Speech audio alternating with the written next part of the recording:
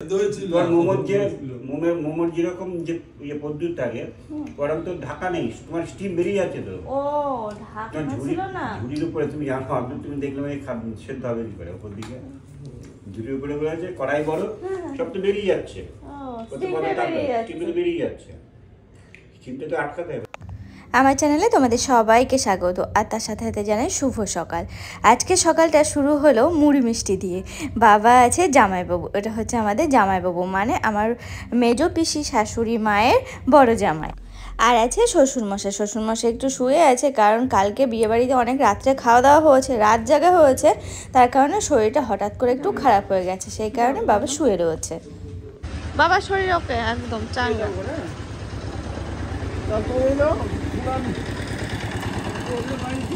দাঁড়া 1 মিনিট, বাবা বেরিয়ে যাচ্ছে, আমি 1 মিনিট বলছি পারে না, দিয়ে নিয়ে আসবে, সে দেখবো ওখানে।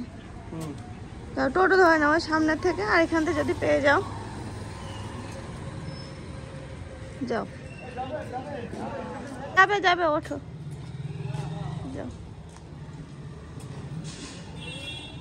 এখানে সকাল আমাদের হলো বলতে গেলে 9টার সময়, বাবা বেরিয়ে গেল তোমরা দেখলে, কাকু এসেছে, কাকু আর আমি দুজন মিলে এখন চা খাবো বলে এখানে বসলাম। মা গেছে পূজা করতে, ঘরে তো দেখালাম জামাইবাবু রয়েছে, বাবা রয়েছে, ওই দেখো 9টা বাজে, আর বাবা এখন 9টার ট্রেন ধরবে বলে গেল ভেতরে। আমার তুমি বুঝাচ্ছ পাকিনি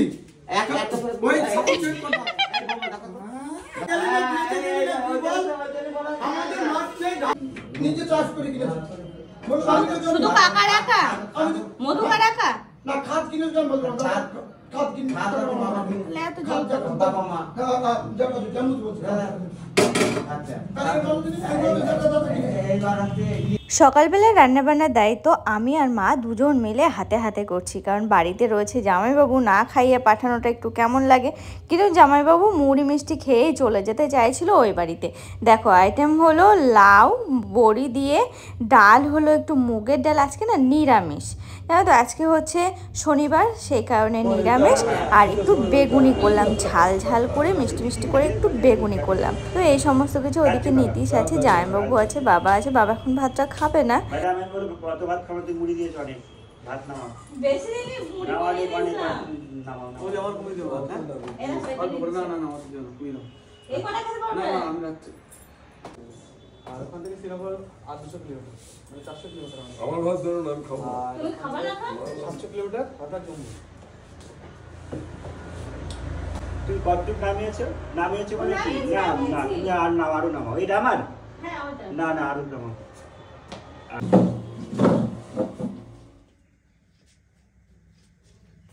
এখন দুপুর 2টোর বেশি বেজে গেছে, আর কি জানো, এই দেখো এখন আমি আর মা যাচ্ছি ওই বাড়িতে। ওই বাড়িতে আজকে খাওয়া দাওয়া আছে, তবে যেতে একটু দেরি হয়ে গেল, বাবার শরীরটা সকালবেলা হঠাৎ করে খারাপ হয়, তো সেই কারণে আর কি বাবা ঠিকঠাক না হওয়া পর্যন্ত আমরা যেতে পারছিলাম না। বাবা অর্পণ ঘুমাচ্ছে, ও বাজার থেকে সবেমাত্র আসলো, একটু আগে এসে শুয়েছে, তো ওকে আর ডাকবো না, একদম ভোরবেলা ওঠা, সেই জন্য। আর ওদিকে অনেক রাত্রেবেলা ঘুমানো।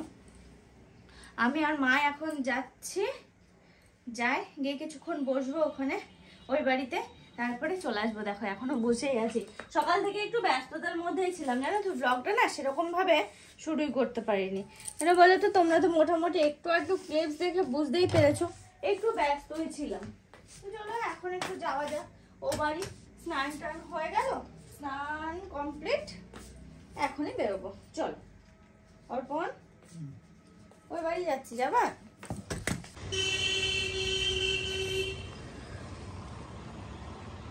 আমি জানি হয়ে গেছে সব কাজ করো। কেউ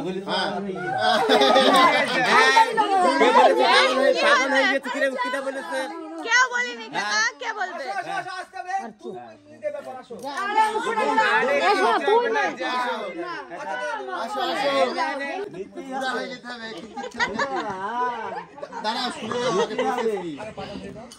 ঠিক আছে, পা ধুই দিলি কিন্তু মনে আবার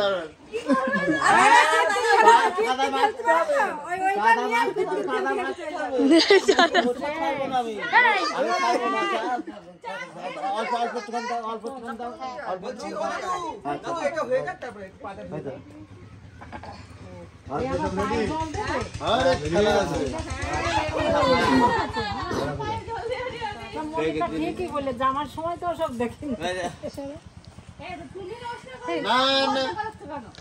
একটু ঝাপসা হয়ে যাচ্ছে কেন? ঠিক আছে, ধরো তুমি।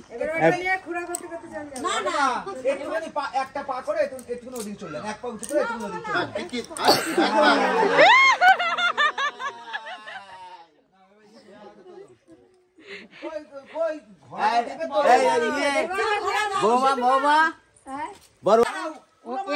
আগে জল দিতে যাবে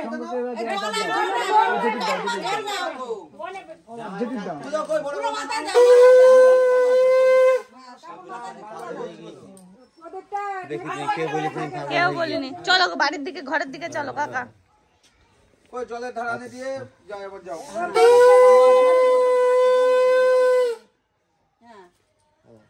যাও, আগে যাও, আগে জলের ধারানি, তারপর খুলো, তারপর যাবে।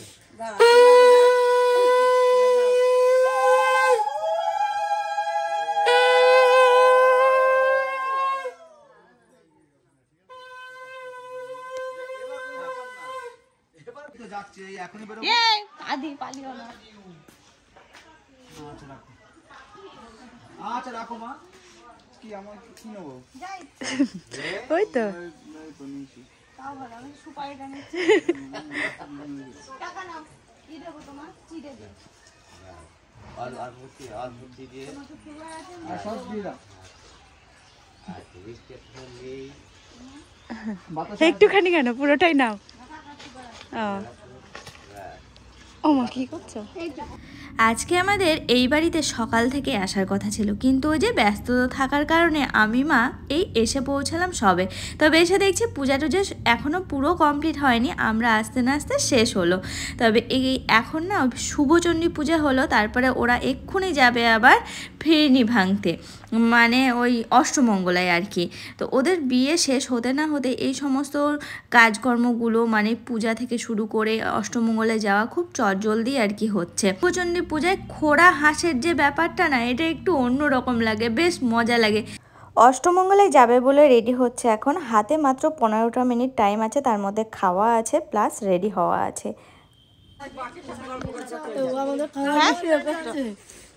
দিয়ে দিয়েছে আগে? এটা দাও। কিসে? মুখে দে না, শুধু ভাতই মুখে দে বাপু। হলুদ থেকে সাদা হয়ে গেছে তাই? হলুদ থেকে এক ধোয়াতে? এই তো সেই ইয়ে লাগিয়েছে কড়ি খেলার সময় খুলে দেয় তো। খুলে ফেলে দাও না, ওগুলো তো বৃহস্পতিবার তুমি খুলে ফেল দিতে হতো। দেও না ডাল দে বাপু, ডাল দে না। বউ ভাতের সময় দেখবে। আরে টাইম পাবে, এক মাস টাইম পাবে। নমস্কার করতে এসে পুরো খুলে দৌড়াও।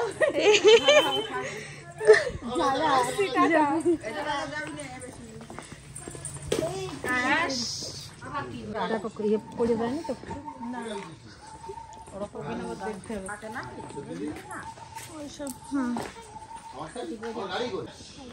কটা বাজে?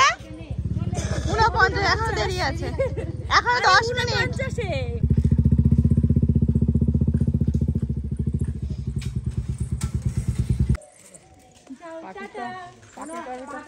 হাঁটিয়ে নিয়ে যাচ্ছে বলে পাখি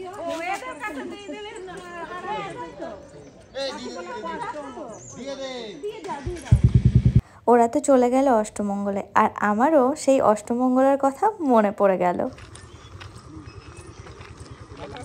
হ্যাঁ ভালো আছো? কালকে তো এই বাড়ি আসনি, দেখলাম না। এই বাড়িতে আসনি তো, কালকে দেখলাম। আমি রাত্রে এসেছি। ও, আর আমার কেউ যদি আবদার করে, সে আবদারটাকে না মানলে কেমন যেন একটু লাগে না বলো? ঠিক মধুকার মেয়ে বোন, ও বললো বৌদি চলো না একটু বর্ডার থেকে ঘুরে আসি। ওই দেখো, ও আমি আর মল্লিকা আমরা 3 জন মিলে কিন্তু এখানে চলে আসলাম। যাই হোক, আমরা 3 জন মিলে চলে আসলাম বর্ডারে একটু ঘুরু করতে আর কি। বুঝতেই পারছো বিকালবেলা সবাই এখানে বাচ্চা কাচ্চা সবাই খেলা টেলা করছে, এই সময় দেখতে বেশ ভালো লাগে। কটা দিন আগে তো তোমাদের সঙ্গে শেয়ার করেছিলাম, ওই যে যখন দিদি আসে তখন।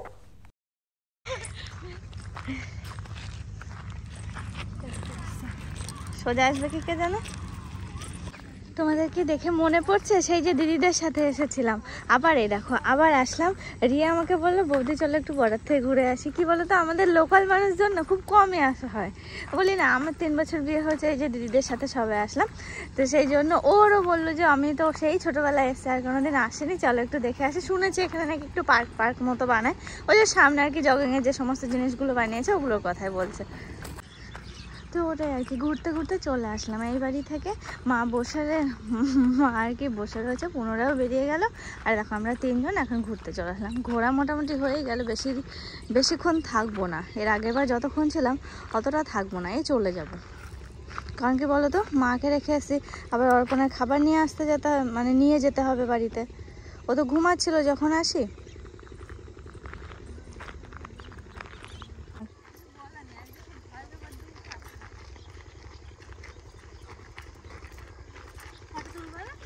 তোলো।